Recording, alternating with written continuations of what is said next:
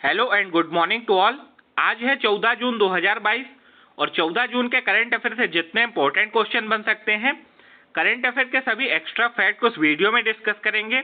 इसके अलावा कुछ स्टैटिक जीके के इंपॉर्टेंट क्वेश्चन को भी रिवाइज करेंगे जो आपके आने वाली सभी परीक्षाओं के लिए महत्वपूर्ण है। आज की पीडीएफ फाइल को आप हमारे टेलीग्राम चैनल से डाउनलोड कर सकते हैं। टेलीग्राम चैनल की लिंक इस वीडियो के डिस्क्रिप्शन में दे दी गई है। तो चलिए अब स्टार्ट करते हैं आज के सेशन को। आज का पहला करंट अफेयर है, हाल ही में किस केंद्रीय मंत्रालय ने green open access rules launch किए हैं? तो अभी विद्युत मंत्रालय के द्वारा ग्रीन ओपन एक्सेस रूल्स को लॉन्च किया गया है। तो इस क्वेश्चन के लिए डी ऑप्शन सही है। ग्रीन ओपन एक्सेस रूल्स ये क्या है? रिन्यूएबल एनर्जी के कार्यक्रमों में तेजी लाने के लिए ग्रीन ओपन एक्सेस रूल्स को लॉन्च किया गया है। वर्तमान में विद्युत मंत्रालय के में मंत्री कौन है? आर.के. सिंह। तो आप लोग इनका नाम याद रखिएगा, आर.के. सिंह। ये विद्युत मंत्रालय के वर्तमान में मंत्री हैं। फ्रेंड्स, जो लोग जीएस करियर एकेडमी के चैनल पर पहली बार विजिट कर रहे हैं तो आप लोग सब्सक्राइब करके बेल आइकन को जरूर प्रेस कर लीजिए, जिससे कि आने वाली वीडियोस की सभी नोटिफिकेशन आप लोग को मिल जाए। साथ में इस वीडियो को सभी लोग लाइक और शेयर करिएगा। नेक्स्ट करंट अफेयर है, हाल ही में किस राज्य सरकार ने ऑनलाइन गेमिंग को विनियमित करने के लिए एक कमेटी का गठन किया है? तो देखिए फ्रेंड्स, कई राज्य सरकारों ने अभी ऑनलाइन गेम्स को या तो बंद कर दिया है या फिर विनियमित किया है। और ये क्यों किया जा रहा है? तो देखिए, ऑनलाइन गेम्स की वजह से स्कूली बच्चों में अवसाद की बीमारी और साथ में आत्महत्या करने जैसी घटनाएं सामने आ रही हैं। और इसी के लिए अभी तमिलनाडु राज्य सरकार ने ऑनलाइन गेमिंग को विनियमित करने के लिए एक कमेटी का गठन किया है। तो इस क्वेश्चन के लिए सी ऑप्शन सही है। अब तमिलनाडु ने किया है तो मैप में देखिए लोकेशन तमिलनाडु की। तमिलनाडु की कैपिटल क्या है? चेन्नई। यहाँ के चीफ मिनिस्टर हैं एम.के. स्टालिन और गवर्नर है आर.एन. रवि। तमिलनाडु से संबंधित कुछ इंपॉर्टेंट करंट अफेयर को रिवाइज कर लीजिए। तमिलनाडु के मुख्यमंत्री ने लग्जरी क्रूज लाइनर एक्सप्रेस को हरी झंडी दिखाई है। तमिलनाडु सरकार ने 14 अप्रैल को समानता दिवस के रूप में मनाने की घोषणा की है। फ्रेंड्स, 14 अप्रैल को क्यों विशेष दिन होता है? तो इस दिन डॉक्टर वी.आर. अंबेडकर की जयंती होती है। 71वीं सीनियर राष्ट्रीय बास्केटबॉल चैंपियनशिप तमिलनाडु ने पंजाब को हराकर जीती है। तमिलनाडु के सत्यमंगलम टाइगर रिजर्व को TX2 अवार्ड मिला है। TX2 अवार्ड ये किस लिए मिलता है? तो जिस टाइगर रिजर्व में 10 साल के अंदर बाघों की संख्या डबल हो जाती है उसको TX2 अवार्ड दिया जाता है। तमिलनाडु राज्य सरकार ने सरकारी स्कूलों में मिड डे मील के साथ मुफ्त नाश्ता देने की भी घोषणा की है। एक करंट अफेयर आप लोग और याद रखिएगा, फिडे शतरंज ओलंपियाड 2022 का आयोजन कहां पर होगा? तमिलनाडु के चेन्नई शहर में। और अभी इसके लिए एक लोगो लॉन्च किया गया है या फिर मैस्कोट के बोल सकते हैं, और जिसका नाम क्या है? थम्बी। और थम्बी को तमिल भाषा में क्या बोलते हैं? छोटा भाई। नेक्स्ट करंट अफेयर है, हाल ही में किस देश ने अनिवार्य मृत्यु दंड मैंडेटरी डेथ पेनल्टी समाप्त करने की घोषणा की है? तो देखिए, मलेशिया देश ने अभी अनिवार्य मृत्यु दंड को समाप्त करने की घोषणा की है। एक्चुअली में मलेशिया में 11 ऐसे अपराध थे जिनके लिए सिर्फ एक ही सजा होती थी, वो है मृत्यु दंड की सजा। और अभी मलेशिया की सरकार ने अब इन 11 जो अपराध है इनके लिए मृत्यु दंड की सजा को बंद कर दिया है और ये डिसाइड किया है कि जो अन्य सजाएं हैं, जैसे उम्र भर की जो जेल की सजा होती है या फिर कुछ और कठोर सजाएं, ये दी जाएंगी, ना कि अब मृत्यु दंड की सजा दी जाएगी। अब देखिए, ये मलेशिया में घोषणा हुई है तो मैप में देखिए मलेशिया की लोकेशन को। मलेशिया की कैपिटल क्या है? कुआलालंपुर। और यहाँ के प्राइम मिनिस्टर कौन है? Ismail Sabri Yaakob. Next current affair है, हाल ही में रूस और किस देश के बीच पहले सड़क पुल का अनावरण किया गया है? तो अभी रूस और चीन के बीच में एक सड़क पुल का अनावरण किया गया। तो इस क्वेश्चन के लिए बी ऑप्शन सही है। ये है वो पुल जो रूस और चीन के बीच में बना है। और जिसका अभी हाल ही में अनावरण किया गया है, यानी इसका उद्घाटन किया गया है। देखिए ये पुल है, ये एक डबल लेन वाला सड़क पुल है जो कि रसिया के ब्लॉगवोक सिटी से चाइना के हेहे सिटी को कनेक्ट करेगा। अब चाइना से संबंधित कुछ महत्वपूर्ण जानकारियों को डिस्कस करते हैं। तो भारत और चीन अंतरराष्ट्रीय सीमा रेखा का क्या नाम है? मैकमोहन रेखा।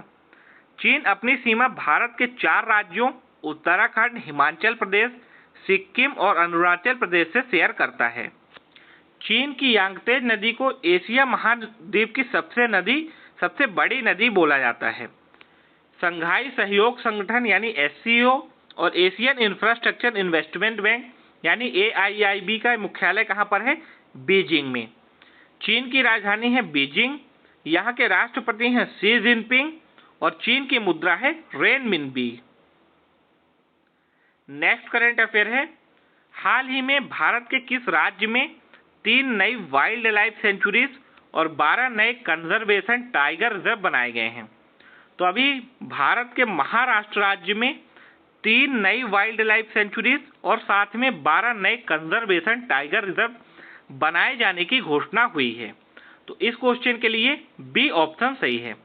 अब ये 3 नई वाइल्ड लाइफ सेंचुरीज जो बनी हैं, इनके नाम आप लोग याद रख सकते हैं। पहली है लोनार वाइल्ड लाइफ सेंचुरी, दूसरी है कोलामारका वाइल्ड लाइफ सेंचुरी और तीसरी है Muktai Bhavani wildlife sanctuary.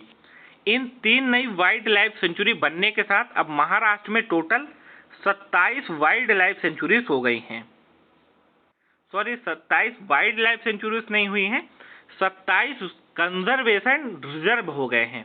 इन 12 के मिलाकर अब 27 कंजर्वेशन रिजर्व महाराष्ट्र के अंदर हो चुके हैं। अब महाराष्ट्र, तो महाराष्ट्र का गठन हुआ था 1 मई 1960 को। लोकेशन आप लोग देख सकते हैं मैप में।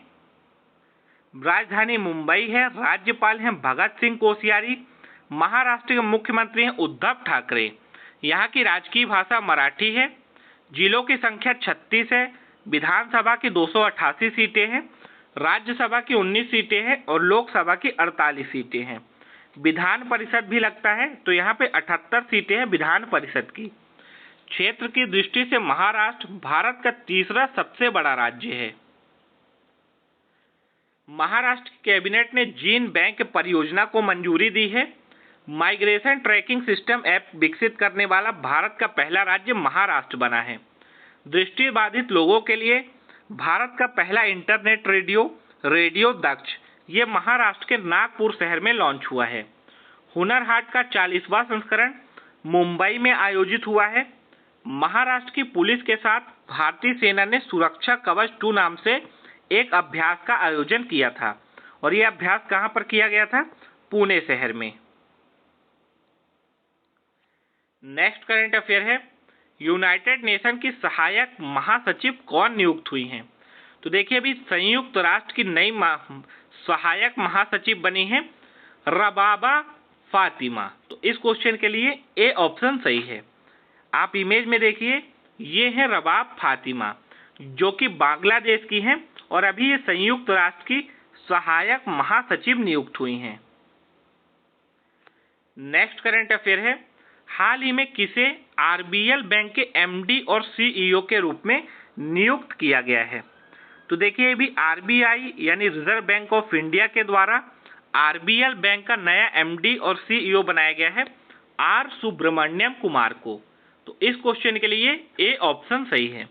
R सुब्रमण्यम कुमार, जिनको आप लोग इमेज में देख सकते हैं, इनकी नियुक्ति अभी RBL बैंक के MD और CEO के रूप में हुई है।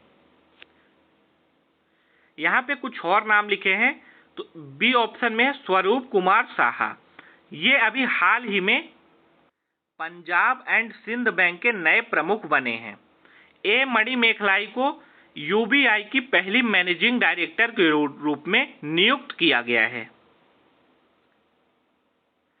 नेक्स्ट करंट अफेयर है, लोकतंत्र के स्वर और रिपब्लिकन एथिक्स नामक किताब में किस भारतीय व्यक्तित्व के चुनिंदा भाषण हैं?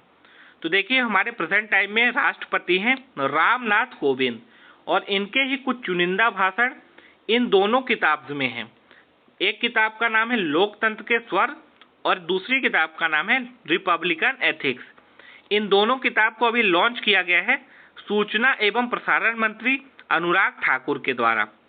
देखिए रामनाथ कोविंद जी का नाम लिखा है, तो यहाँ से आप लोग एक फैक्ट याद रखिएगा, अगले महीने 24 जुलाई को इनका कार्यकाल पूरा हो रहा है।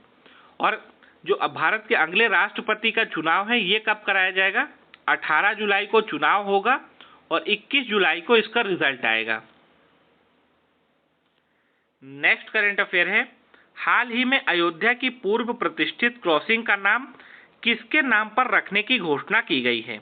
तो अभी उत्तर प्रदेश के मुख्यमंत्री योगी आदित्यनाथ जी ने घोषणा करी है कि अयोध्या की एक पूर्व प्रतिष्ठित क्रॉसिंग है, इसका नाम भारत की स्वर कोकिला के नाम से मशहूर लता मंगेशकर जी के नाम पर रखा जाएगा। तो इस क्वेश्चन के लिए सी ऑप्शन सही है। नेक्स्ट करंट अफेयर है, किसानों को ट्रैक्टर और कंबाइन हार्वेस्टर पर सब्सिडी प्रदान करने के लिए किस राज्य की सरकार ने यंत्र सेवा योजना शुरू की है। तो अभी आंध्र प्रदेश राज्य सरकार ने किसानों को ट्रैक्टर और कंबाइन हार्वेस्टर पर सब्सिडी प्रदान करने के लिए यंत्र सेवा योजना की शुरुआत की है। तो इस क्वेश्चन के लिए बी ऑप्शन सही है। ये घोषणा किसने करी है, तो आंध्र प्रदेश के मुख्यमंत्री हैं वाई.एस. जगन मोहन रेड्डी, और इनके द्वारा ही ये घोषणा की गई है कि जो आंध्र प्रदेश के किसान होंगे उनको अब ट्रैक्टर्स पर सब्सिडी प्रदान की जाएगी। तो फ्रेंड्स ये थे आज के सभी करंट अफेयर। करंट अफेयर के बाद कुछ स्टैटिक जीके के इंपॉर्टेंट क्वेश्चन को याद कर लीजिए। रेलवे में प्रथम कंप्यूटरीकृत यात्री आरक्षण व्यवस्था की शुरुआत कब की गई, 1985 में। किस फसल को अनाज की रानी कहा जाता है, मक्का की फसल को अनाज की रानी कहा जाता है। विश्व का सबसे पुराना फल किसे माना जाता है, खजूर को। केसर का उत्पादन करने वाला एकमात्र भारतीय राज्य कौन सा है, जम्मू कश्मीर। केंद्रीय वनस्पति और औषधि अनुसंधान संस्थान कहां पर स्थित है, लखनऊ में। सिल्क का सबसे बड़ा उत्पादक देश कौन सा है, चाइना। करनाल का युद्ध किसके बीच लड़ा गया था, नादिर शाह और मुगल सेना के बीच में। आरडीएक्स का पूर्ण रूप क्या है, रॉयल डेमोलिशन एक्सप्लोजिव। 1950 में लंदन में इंडिया हाउस की स्थापना किसने की थी, श्यामाजी कृष्ण वर्मा ने। पुस्तक गुड अर्थ के लेखक कौन थे, पर्ल यस बक। अबेकस नामक गणना यंत्र का आविष्कार किस देश में हुआ था, चाइना में। 1739 ईस्वी में भारत पर किसने आक्रमण किया था, तो देखिए 1739 ईस्वी में नादिर शाह के द्वारा भारत पर आक्रमण किया गया था। फ्रेंड्स अब कल के क्विज के जो क्वेश्चन आपसे पूछे गए थे, तो पहला क्वेश्चन था निम्नलिखित में से कौन पहले राजीव गांधी खेल रत्न पुरस्कार के विजेता थे। तो भारत के पहले ग्रैंड मास्टर थे विश्वनाथ आनंद। इनको पहली बार राजीव गांधी खेल रत्न का पुरस्कार मिला था, यानी भारत के पहले ऐसे खिलाड़ी थे जिनको राजीव गांधी खेल रत्न का पुरस्कार पहली बार दिया गया था। अब ये राजीव गांधी खेल रत्न पुरस्कार का नाम क्या हो गया है, तो इसका नाम रख दिया गया है मेजर ध्यानचंद पुरस्कार। सबसे पहले माइक्रो प्रोसेसरों का प्रयोग निम्न में से किसमें किया गया था, तो देखिए सबसे पहली बार प्रिंटर में ही माइक्रो प्रोसेसर का प्रयोग किया गया था। अब आज की क्विज के क्वेश्चन को देखते हैं। तो पहला क्वेश्चन है निम्नलिखित में से कौन दिल्ली का सुल्तान था जब विजयनगर साम्राज्य की स्थापना हुई थी, फिरोज तुगलक, सिकंदर लोधी, गयासुद्दीन तुगलक या फिर मोहम्मद बिन तुगलक। तो आंसर आपको देना है कमेंट बॉक्स में। निम्नलिखित प्रधानमंत्रियों में से किसके कार्यकाल के दौरान मंडल आयोग का गठन किया गया था, इंदिरा गांधी के कार्यकाल में, मोरारजी देसाई के कार्यकाल में, राजीव गांधी के कार्यकाल में या फिर बीपी सिंह के कार्यकाल में। तो जो सही आंसर होगा आप लोग उसको कमेंट बॉक्स में टाइप करके बताइएगा। आज की वीडियो पसंद आई हो, अच्छी लगी हो तो वीडियो को लाइक और शेयर करिएगा आप लोग। साथ में जिन लोगों ने चैनल को सब्सक्राइब नहीं किया तो चैनल को सब्सक्राइब जरूर कर लें। मिलते हैं फिर एक नई वीडियो के साथ, तब तक के लिए आप सभी को जय हिंद, वंदे मातरम, टेक केयर।